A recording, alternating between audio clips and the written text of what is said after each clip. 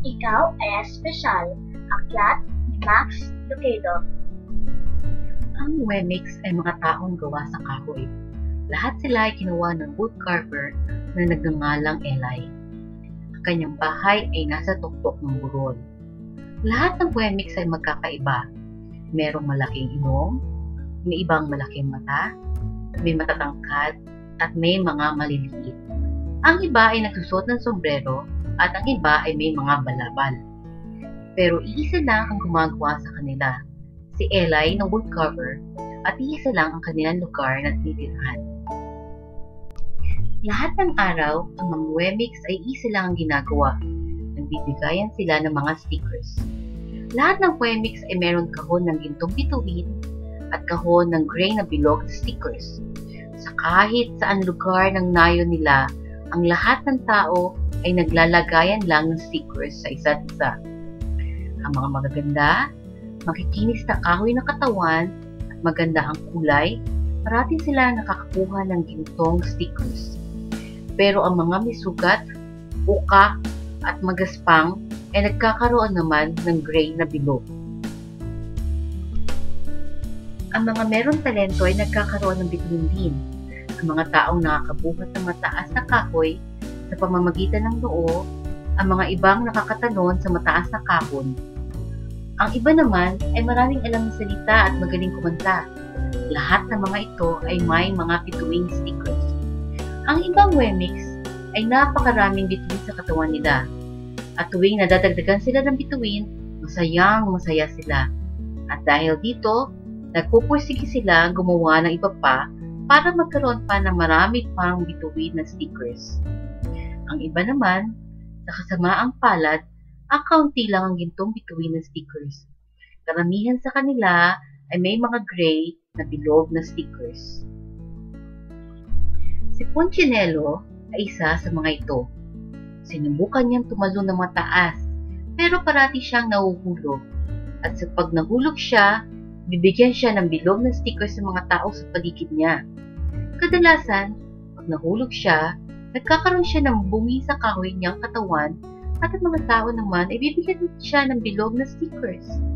At pag siya ay nagsalita naman kung bakit siya nahulog, sabihin niya na walang katuturan ang sinasabi niya at ang mga Wemix ay bibigyan lalo siya ng mga bilog. Pagkalipas ng mga panahon, dahil sa dami na ng mga gray na bilog na stickers niya, ayaw na niyang lumabas ng bahay. Natatakot siya at baka may masabi siyang mali, makalimutan niya ang kanyang sombrero, o kaya makatapak siya sa tubig. Ang mga tao sa paligid niya ay bibigyan siya ng maraming gray na bilog.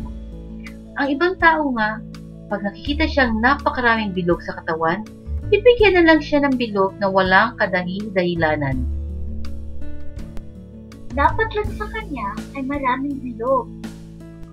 Sabi na isang taong kahoy sa isa't isa. Hindi siya mabuting taong kahoy. At dahil parati itong narinig ng Punchinello, naniniwala na siya sa mga sinasabi nila. Hindi ako isang mabuting Wemix. Ang sabi ni Punchinello. Pag lumalabas siya ng bahay niya, naglalagi na lang siya kasama ng ibang Wemix na marami ring gray na bilog sa katawan. Gumaganda ang pakiramdam niya pagkasama niya ang mga ito. Isang araw, nang siya ay lumabas at pumunta sa nayon, may nakita siyang kakibang taong kahoy. Wala siyang bilog o bituing stickers. Ang kanyang pangalan ay Lucia. Maraming tao naglalagay sa kanya ng stickers, pero hindi siya nananatili sa kanyang katawang kahoy. Marami ang humanga kay Lucia, kaya't marami naglalagay sa kanya ng gintong bituin na stickers. Pero, nahuhulog lang ito. May mga taong hindi bilib kay Lucia at binibigyan din siya ng gray na bilog na stickers, pero hindi rin ito nanatili sa kanyang katawang kahoy. Yan ang gusto ko. Sabi ni Punchinello. Ayaw ko ng marka at kahit kanino sa aking katawan. Isang araw, nang nakita ni Punchinello si Lucia, tinanong niya ito kung paano niya iyon ginagawa. Madali lang. Sabi ni Lucia. Araw-araw, pumupunta ako kay Eli. Si Eli? Oo, si Eli, ang woodcarver. Siya ang nakatira sa tuktok ng burol. Bakit? Anong ginagawa sa iyo ni Eli? Bakit hindi mo na lang gawin para malaman mo? Pumunta ka sa bahay niya at andoon lang siya. At pagkasabi nun, ang babaeng Wemik na walang stickers ay tumalikod at masayang lumayo. Pero gusto kaya niya na makita ako? Ang sigaw ni Punchinello. Subalit, hindi na ito narinig ni Lucia. Gayon, umuwi na si Punchinello. Lumungaw siya sa bintana at pinapanood ang mga taong kahoy na nagmamadaling nagbibigayan ng mga bituin at bilog sa isa't isa. Hindi ito tama. Sabi niya sa sarili niya. At noon din, sinabi niya na pupuntahan na niya si Eli. Naglakad siya sa makitid na daan papuntang tuktok ng burol. At siya ay nakarating din sa malaking bahay ng woodcarver. Nanlaki ang mata niya sa laki ng mga gamit. Ang upuan pa lamang ay kasing laki na niya. Kailangan pa niyang tumingkayat para makita ang pesa ng woodcarver. Nakita niya ang martilyo na kasing haba ng kanyang braso. Bigla siyang natakot sa sinabing, Hindi ako magtatagal dito. at tumalikod na siya para umalis sa malapalasyong bahay. Ngunit, bigla niyang narinig ang kanyang pangalan. Punchinello. Ang boses ay napakalaki at napakababa. Napatigil si Punchinello. Punchinello, natutuwa ako at nakita kita. Lumapit ka at titingnan kita ng maayos. Humarap si Punchinello ng mabagal at tiningnan niya ang lalaking may bigote. Kilala mo ako? Ang tanong niya. Oo naman, talagang kilala kita.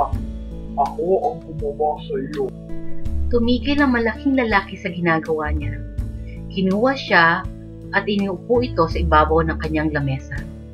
Habang tinitingnan ng woodcarver ang gray na bilog sa kahoy nitong katawan, sinabi niya, Parang napakaraming naibigay na grill na bilog na sticker sa iyo. Hindi ko gusto ito, Eli. Pero nagsikap talaga ako makakuha ng ginpong bituin. Oh, hindi mo kailangan ipagtanggol ang sarili mo sa akin. Aking anak, wala akong pakialam kung ano ang iniisip ng ibang women. Talaga? Oo, at ikaw rin dapat. Sino ang nagbibigay ng mga bituin at bilog na stickers? Mga wemix din sila na katulad mo. Ang iniisip nila ay walang kabulahan. Punchinello, ang mahalaga ay ang iniisip ko. At ang alam ko ay ikaw ay espesyal. tumawa si Punchinello. Ako? Espesyal? Bakit? Hindi nga ako nakakalakad ng mabilis. Hindi ako nakakatalon ng mataas. Hindi makinis ang aking katawang kahoy. Bakit ako magiging mahalaga sa iyo? Tiningnan sa mata ni Eli si Punchinello. Inilagay ang kanyang mga kamay sa maliliit niyang balikat at sinabi niya, Kasi ikaw ay akin, kaya mahalaga ka sa akin. walang kahit sino ang tumingin sa kanya ng ganong klase at nagparamdam sa kanya na napakalaga niya. Hindi niya alam ang kanyang sasabihin. Araw-araw, kung maaari sana ay bumisita ka sa akin. Ang sabi ni Eli, Pumunta ako dito kasi may nakilala ako walang stickers. ang kwento ni Punchinello. Oo, alam ko iyon.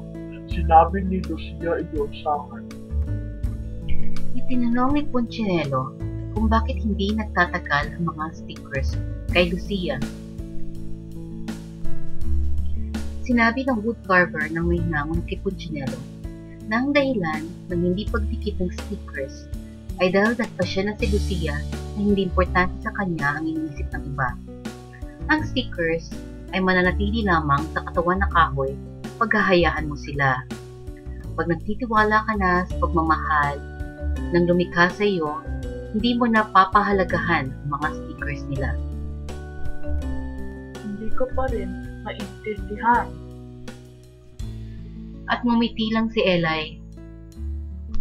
Pinuhat ni Eli si Punchinello mula sa pinagkakaupuan at inilipag niya siya sa sahig.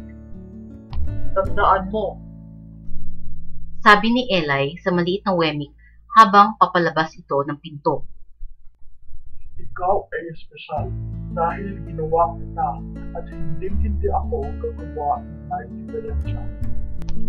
Hindi tumigil sa paglalakad si Punchinello at alam niya sa puso niya na nagsasabi ng totoo ang woodcarver, ang kanyang manlilikha. At dahil doon, nahulog ang isang bilog na gray na sticker mula sa kanyang katawan. Ito ay isa sa mga unang sticker na mahulog sa kanyang katawang kahoy habang bibisita siya araw-araw sa kanyang manlilikha.